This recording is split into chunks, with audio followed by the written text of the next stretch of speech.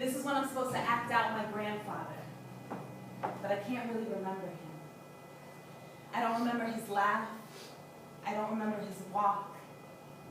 I only remember snapshots, little pieces of my memory. I remember he had a big round belly, but one of those bellies that were so hard that when you touched it, it actually hurt you. I remember he had some thick eyebrows overpowering his eyes, interwoven and speckled with black and white hair. And I remember his teeth, because he'd always pull them out and hand them to me.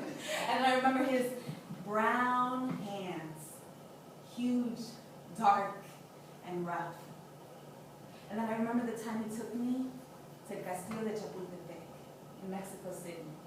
I was 7 years old, and I remember walking all the way up this asphalt road, this rubber chicken on a string in my hand that he bought me off the street.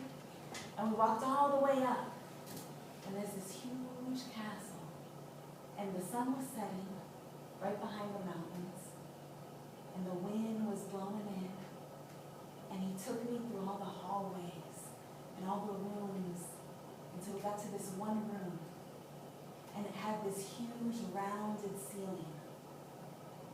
And at the top of the ceiling, I froze because it was terrifying.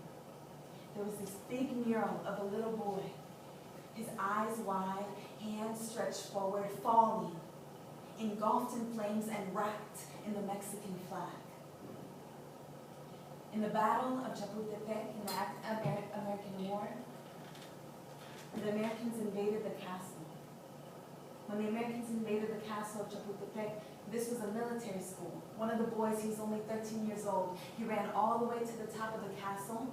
He took the flag and he wrapped himself in the flag and jumped to his death, just so the Americans wouldn't grab the flag.